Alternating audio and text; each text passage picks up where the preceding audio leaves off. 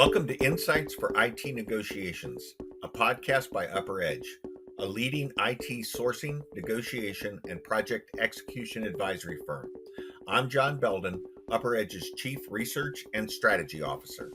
And I'm Kylie Chisholm, UpperEdge's Marketing Manager. Join us every other week as we share insights to help you maximize the value of your key IT relationships. In each episode, we'll delve into the topics that matter most to IT decision makers and sourcing professionals.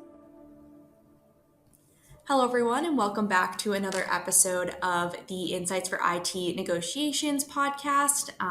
We have a very exciting episode ahead of us. If you listened to our last episode, we talked a lot about ERP implementations. John and I had a really interesting conversation around the predictions that he made at the beginning of the year and what we are seeing now that we are over halfway through 2024 and what we sort of expect to see in the rest of the year. But if you listened, you know that we sort of took a pause on the implementation methods predictions. And that is so we could have this conversation with one of our expert advisors, Sam Bayaa, who's joining us. So John, I will pass it off to you so we can get the conversation rolling with Sam. Yeah, thanks, Kylie. I'm really excited to have this conversation today. Sam's, I'm going to call him one of the new guys at UpperEdge, even though he's been here for over a year. And I've had a lot of opportunities to spend time with UpperEdge or with Sam. And, we have a lot of like thinking most of the time, but sometimes it's divergent. And maybe we'll get into some of those discussions here today. So, Sam, I really appreciate you taking the time out of the day to join. Why don't you do us a favor first? Just give us a little bit about your background and how you came to actually work at UpperEdge. Sounds good. Thank you, John and Kylie, and I appreciate you guys having me here today. First, I'll say, John, I think time flies when you're having fun because it's actually been over 2.5 years. Oh, there you go. Yeah, make sure you edit that out, Kylie. Not that I'm counting, by the way. But yeah, no, happy to be here today. So a little bit about my background. Again, I had the honor and the privilege of leading our project execution and advisory services team here within UpperEdge, and we'll dive into a little bit of what the type of work that we do and how we support our clients in a little bit. But my background is prior to joining UpperEdge, I was actually on the consulting side in the consulting space itself. I was a delivery lead most recently with Accenture, really specializing with large SAP implementations. Was there for about 9.5 years. I'm what you call an Accenture boomerang, meaning I was with Accenture, I left and went and did something else and then came back to Accenture later.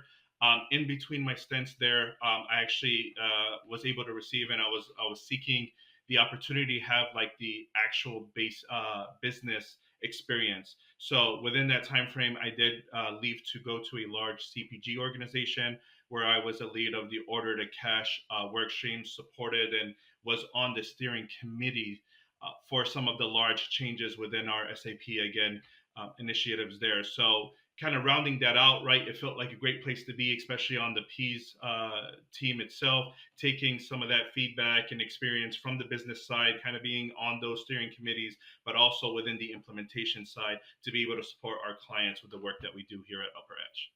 Yeah, thanks, Sam. And could you speak just a little bit more about the project execution advisory service within UpperEdge? Kind of what is that and how do we deliver? Absolutely. So where my team really specializes is supporting our clients throughout their different stages of the relationships with system integrators. Now, that can be from your phase zero and making sure that we're exiting and clients are exiting the phase zero with the right level of transparency and comfort on the scope, the effort, the cost, to be able to satisfy the board, but also to be able to inform a well-drafted RFP. Now, going from the phase zero and what we call our project readiness offering to the source to contract phase, that's where we're really working closely with our client counterparts through the evaluation of their SI partners and the proposals themselves. So it's through the data insights and analysis, it's through the benchmarks that we're providing as well.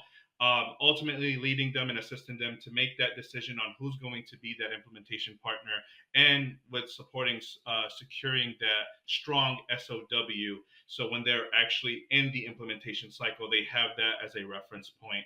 And with that said, really, that is the third part of the work that we're doing today with clients is we're working really closely with them and the SIs to ultimately reduce the risk that they're seeing on their engagements, but also to maximize the value that they receive ultimately from those SI relationships and from the implementation project in itself. Yeah, which brings us really to the topic of the web or our podcast today, which is the I'll call it the management of risks itself. And you know, I personally have done a lot of research in this area of risk, and I guess I got to the foundation of that research based upon, you know, I started to ask people or to say, well, what made you successful in your implementations? And you know what I discovered in most cases is people really don't have a good definition of why they were successful. They don't know exactly why they made themselves, you know, what caused them to be successful. I've heard lots of stories about, well, we had a really good management team, we had a really strong team, we all worked together. Well, I'm going to tell you that there's a lot of failures out there that had strong management teams and good people that worked together and still failed, right? So it's often really hard to detect what caused companies to succeed, right? It's not hard to find what caused companies to fail, right? And so, you know, the discovery of those things and understanding why companies fail for us became a foundation for our service at UpperEdge, because if we said, hey, listen, if we can figure out how we can stop those things that cause failure, the probability of success goes up, right? So let's think about the risk. Let me ask you a question. Let's think about the risks of a project. And I'm going to ask this one in two parts, right? I'm going to say, Sam, what are the most common risks that everybody already knows about on a digital transformation? And then part two is going to be, what are the risks that people may not anticipate, right? But we frequently find. Fair, fair. So what I would first start saying, I think it's, you know, the analysis itself is important, and being able to answer the question that you posed, at least from a client perspective, on, you know, what made you successful. I think the component that they would be missing there is the comparison itself, right? So it's great from a TPA perspective or from an organization that sees a lot of these implementation projects to be able to say, well, I see the difference in the trend, right, between, you know, client A and client B, and that kind of helps you to be able to discern where they are becoming successful or where they kind of got caught in some of the traps. To answer directly your question, John, I think, and again, this is such a broad question. We can make this a webinar, and we have had a webinar about this, but I'll boil it down to three items. One is going to be talent gaps, right? And I'm almost going to answer both your questions with this one, because there is what I know as a gap and what I don't know, and what typically goes underappreciated within organizations with talent gaps. So I think the known one is making sure on the SI side, right, that you have the right resources with the right experience to be able to support your program, right? And as you take a look at this, a lot of these, we call these key resources, making sure that you have the right key resources in place. And a lot of clients already are aware about how important it is to understand that resources experience and the roles that they've played on other organizations. We see that as a consistent theme, right, within clients. Now, we take that a step further in making sure that we have protections around those key resources. And one thing that sometimes goes underappreciated is going to be the fact that you got to understand when those resources are going to be available for your project. So as I take a look at resource ramps, sometimes we see organizations and proposals where you're going to have resources there. We've vetted the resource. We feel good about the experience and what we heard in orals, but that resource is not coming available until month 3 or 4 on the program. Well, you kind of missed all the workshops now, right? And now you have an extension within your program, and that's going to cause downstream impacts as well to your timeline. What I would say, and this kind of goes towards your second question, what goes underappreciated and not known all the time is the internal talent gaps, Mm-hmm. right? And I think consistently what we're seeing both from the SI as well as from clients is that kind of miss to understand, you know, how much of a demand there's going to be on my internal resources, and how can I account for that with the ongoing programs. They have a day job already. When I'm going to expect those resources to be present. And SIs kind of know this, right? I would challenge you, and you know this more than most, John. If you open up an SOW, I guarantee you're going to find some kind of stipulation around, you know, SI is not responsible for delays to the program due to inavailability of resources, right, or client resources. So that's always going to be that they understand that, and the reason that it even makes it to the contract language is because it is consistently a problem on programs. The second one, and this kind of goes to the trend we're talking about, is really unrealistic scheduling, right? As you take a look at the timeline, usually the timeline for these large transformational programs is at a higher level. What's going to be missing a lot of times and turns into a larger risk downstream is the miss of the different dependencies, right? So if you're a multi-vendor environment, for example, right, when one vendor's activity is going to happen versus another, well, those are really integrated in an integrated timeline somewhere, right? You have to account for those. If I'm moving forward with testing and somebody's working on data and the data is not available, well, I'm going to have a delay somewhere, right? And I'm going to have a breakdown there. Same thing with UAT and training, right? If those activities are not captured in the same kind of timeline, making sure you're adhering to those dependencies, that's a problem as well. And if I take that same question to the unrealistic scheduling and say, well, what's not known? What's not known is the way that you are spreading your hours, especially on the SI stream. I've developed resource plans before, and as you take those hours, sometimes we're not accounting for blackout periods, right? Or specific areas where we have, different projects running in parallel where we're going to have kind of a stop, or we're going to have a heavy involvement from the team on something else, the shifting priorities that are going to happen, or even, major holidays and milestones. If I have a small initiative, let's just say 1,000 hours it's going to take for me to do something, and I'm spreading those 1,000 hours across, holidays, etc., and not accounting for the timeline, I'm going to have a shift in that timeline. And any extension of timeline comes with an additional cost for the overall program. Mhm. Um, and the last part, I'll just kind of, to answer the question, I would say a big one is the vendor management, right? Being able to really understand how you can hold your vendor accountable to on time quality delivery, but also to hold yourself accountable to the milestones that you need to reach. That is absolutely vital. And time over time, we're kind of seeing that as the instrument and an issue on why we get engagements or clients that come to us after the fact. Their scope and their cost has ballooned and increased. And they're like, well, how did we get here? And as we do that analysis and assessment, a lot of time is that part of not being able to hold both your team as well as the vendor accountable to the milestones and the throughput you should be at today versus where you're actually at. Did you know that UpperEdge offers subscription advisory services? This on-demand solution provides essential benchmarks and market insights specific to your business needs precisely when you need it, empowering you and your team to make informed decisions for your IT initiatives. Position your team for success. Reach out today via the link in the show notes to learn more.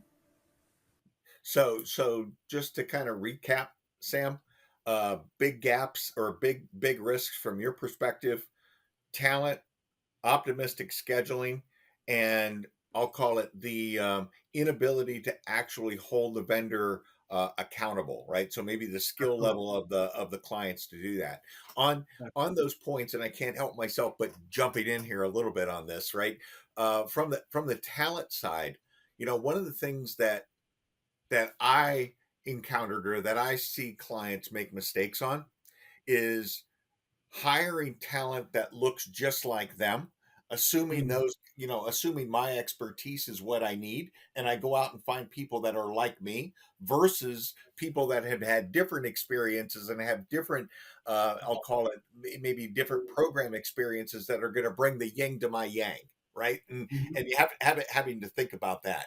And on on the scheduling part, right? This is and maybe Kylie, you can put this in the notes. I can't remember the exact name of the blog, but I think I wrote a blog that was your project's going over budget. Blame your mother, right, or blame your parents, right? And one of the things that happens inevitably, right, is almost everybody that is involved in the initial estimating of a project has a bias to want that estimate to be low.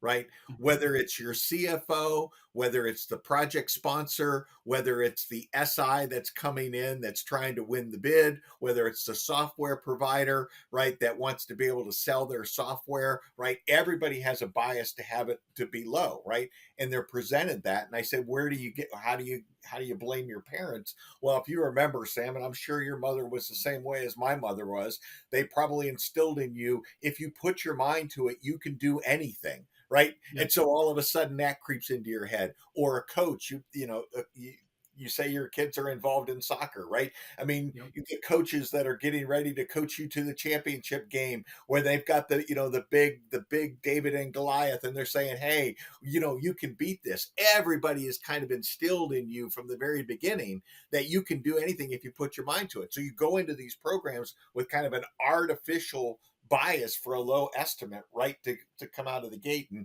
it's one of the things, as you know, Sam, we do at UpperEdge is, we try to give you a realistic view of, here's the estimate, but this is what you should expect to spend, right? Absolutely. Kind of taking that into consideration. So we've identified kind of these three big risks of talent and schedule and holding the vendor accountable. I mean, how do you figure out up front if I've got these risks or not? I mean, what's the filter that I can put over a program, or say, do I have these risks? So it's a great question, and I'm going to take your question because I think you're leading it on the actual implementation side. So outside of sourcing, obviously there's a lot of work that you do in the sourcing side to make sure you have the transparency into all the data, into the staffing decisions, into the assumptions that are being made. But in the implementation cycle in itself, one of the things that becomes very transparent, and some of the work that we do to alleviate or to illuminate, sorry, that you're seeing some of these risks is the throughput that you're having, right? So this is why I kind of go back to how important it is to start off strong in the while you're actually doing the sourcing events and the SOWs. But if I take a look at where I'm supposed to be, even on an agile project, right? Where am I supposed to be in this sprint? How many user stories am I supposed to complete, right? Some of the analysis that we do is, there's where you were going to go, how many story points you would have completed, for example. There's where you're at today, how many story points you've completed, and there's the additional throughput that would be required for you to even be able to catch up. And to your point and your analogy, right, is like you can do it and kind of turn on the turbo motors and kind of go through it, and hopefully you're not burning out your team by trying to catch up to where you need to be at. That's one side of it, but it's not the only side, right? You also have to take into account anytime you are, let's just say, being optimistic that you can have that catch up period to align there, and you have to monitor week over week how that throughput is changing. You have to also take into account what's going on today on the project. What are the risks that you are working through today? And that's part of the analysis that we do as well, is we kind of take a look at the overall raid log, if you will, right? What are the issues? What are the actions? What are the risks that you currently have? Are those risks and raid log items increasing? Are they decreasing? How are we trending? Because even if you have optimism that I can eventually close the gap, if you will, on where I'm at versus where I should be, if I'm not trending in the right direction within my raid log, there's no way I'm going to close the gap. And what we tell our clients, and really it's empowering, and even from the consulting space, what I'll tell you is you want to maintain control and you want to be proactive, and emphasis on that, right? You have to manage your program from a proactive standpoint, not kind of get to that point where, all right, this is where we're at right now. We haven't been able to close the gap. Now we have to kind of extend set, or we have to add another cycle before we get into UAT, etc. It's, a month down the line. Where am I at today? What is it going to take to reach this? I have to have an additional resource by next week if I'm going to even have the hopes to be able to fill this in. And if not, what am I doing tomorrow? What am I going to do to kind of extend? It's easier today to make those changes versus wait until you have no other choice but to extend. And now you're kind of stretching out the entire program. So being proactive, and that proactivity comes from the data insights and analysis that you are running from where you are today, where you're supposed to be. And that's important to have that transparency. Yeah, that's Sam.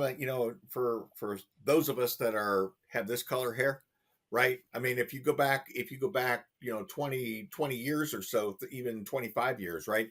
Everybody was about the project plan, right? Mhm. Everybody was about the integrated plan that had all of the steps and all of the dependencies and everything connected together, right? Yep. And a lot of project managers cut their teeth on the project plan.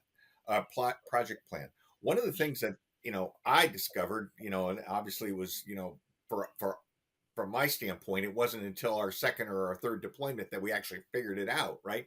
But you have to run these big program teams, as you articulated, more like a factory, right, than Mhm. a project plan, right? And when you're running a factory, you're thinking about productivity, right? You're thinking about machine breakdowns. You're thinking about staffing models. You're thinking about, do I have to put on another shift in order to be able to catch up, right? You're thinking about delivery of output and throughput and productivity, and those things typically don't come out of the mouths of project managers that are built on project plans with dependencies and first end to end, first to first, the linkages that go with that. So I think it's really really good advice that says maybe you're not necessarily looking at risks, right? Maybe what you're looking at is our productivity, and if our productivity isn't matching where it's supposed to be, well then there's probably that's something that's going wrong, right? And Right. maybe I need to be able to look for that. um, so okay, I understand now kind of how to identify maybe if we're off track and we're off track early. But as a project manager, how do I get my leadership in order to be able to buy into this, right? That, what's leaders have to do in order to be able to be effective in this project or on this process? So I would say one of the key items here, right, is challenging the program status reports, right? One of the things that we're seeing, and for you to be even be able to fix a problem, you have to be able to identify it, and you want to identify it early enough that you have room to fix that problem. One of the things that we consistently see, right, is, and we've come to call this the watermelon effect, right? Which you're looking at status reports, whether it's the steer code, whether it's the weekly status reports, they look green from the outside, right? But if you really peel the layer back, you see it is red, right? And the quicker that you get over the status reporting bias, the better you are at, or the better the chances of being able to take an adjustment. So, for example, right, we're taking a look at a work stream that is behind, right, and it is trending red. Well, ultimately, you got to take a look at what is it? Is it issues with our understanding with where we're going to go and the ability to make key decisions? That's really hurting us there. Is it the fact that the subject matter experts, and a lot of times, sometimes it comes to this, right, where you have a subject matter expert that is more broader of an expert than a very specific component. Let's just say, I'm a finance expert, but I really don't have Vim experience. Well, I'm not going to be able to help you drive the decisions you need to make there. So sometimes it's about really addressing those difficult questions to say, do I have the right person in this seat today? Or do I need to make a change to be able to kind of give my program the opportunity to be able to recover, right? And you got to identify that early. The longer you take to make that decision, the longer you're going to kind of tread water, and you're going to just see your rate log not decreasing. It's continuing to increase. You're going to see delays further down the line. You're going to ultimately over customize a system, or you're really not going to reach the benefits that you should have reached from the system in itself. So that's really one. The other thing I would say, and it's something we do, John, and I know me and you have talked about this a lot, is developing a risk profile, right? If I'm a leader, I really want to understand, what are the key risks today? How is it trending tomorrow, right? Or how is it trending over time? And where do I need to focus? Because as a leader, right, I'm going to hear a whole bunch of people coming at me, telling me about the different risks that they're having, whether it's resource, whether it's with the solution in itself. And ultimately, I need to get to a point where I'm informed enough to be able to prioritize, right, the risks that I am addressing. And that's going to be key. But you need to have the detail necessary. You need to have the transparency and development of a risk profile and updating it month over month to kind of see where you're trending really helps you there. And this is going to sound self promoting, but working with a TPA gives you value as well here as a leader, because you're going to get the insights from a independent third party on where I'm at today versus all the other programs, and when they're at this situation, what does this mean? And I'll give you a great example where we helped a client here where they were kind of being pushed to make decision to go live with the issues that they kind of had open. As you know, we're going to be able to go live, but we're going to be able to work through those. And just in kind of understanding those, we were able to suggest, hey, you don't want to go live because some of those are going to cause a lot of issues when you're actually in your live production environment. There's going to be a lot of workaround. Your resources are going to just continue to cycle through this manual workaround. It's not really maintainable, right? But having that experience from somebody that's seen other programs be at where you're at, whether they're a little bit ahead or a little bit behind, and what that ultimately meant, I think that is tremendous in being able to inform your decision making. Yeah, I'm gonna throw out an analogy for you, Sam, and I'm just gonna test you on it because it just came into my head, right? You know what you say, hey, it's really important to have a TPA, a third party advisor that maybe can help you kind of assess the risks on the project. And I'd sit there, well, isn't my systems integrator supposed to help me assess the risk on the project? Well, I mean, why wouldn't I depend on my systems integrator to do that, right? And as I was thinking about that question, I was thinking about mountain climbing and Sherpas, right? And Mm-hmm. if your systems integrator is a Sherpa that is under contract to get you to the top of the mountain, and they only get paid if you make it to the top of the mountain, well, then you have to question their bias on what they're actually telling you to do, because they're trying to get you to the top of the mountain versus the Sherpa that's there to make sure you don't die on that mountain, right? And that their number one priority is to make sure you don't die. In many cases, that's the role of the TPA, right? Is to offset the Sherpa that might have that, that go live fever or that summit fever associated that sometimes comes with the systems integrator. I mean, how do you feel about that particular statement? I love and go live fever is something I'm going to start adding to my vernacular. I really like that. But what I would say, John, is I agree with you. But even outside of that, the other scenario is I'm so close. If I'm there working on the implementation, I'm so close to the implementation itself. I have borders Right, around me, right? So my view's kind of skewed to where I'm at right now versus, hey, I'm working with three other clients and one of them is making kind of the same decision, and I'm going to jump into set cycle 2, for example, with so many scenarios not tested. I know what that means down the stream versus you're really hyper focused on let me get right. through the second milestone, right? Right. And I guess I would refer to that as situational awareness, right? Yep. Of understanding the impacts associated with the decision that I'm making today with the downstream, what does this mean in the future if you make this decision today? And for a lot of clients, they don't have that situational awareness. They are only, as you indicated, looking at the fork in the road and saying, which way do I go? But I can't see what's down the path, right, of either fork. I just know that I've got to make a decision. And if I don't make one, I know I'm going to be behind. Absolutely. Right. Absolutely. I also wanted to touch on that point of status reports that you talked about, because one of the mistakes that, one of the mistakes that I've seen or uh, clients make is turning over the status reporting to the systems integrator, right? And saying, I'm going to let that systems integrator report on the status. Well, the systems integrator's always going to try to make themselves look good, right? They don't want to necessarily bring up bad problems.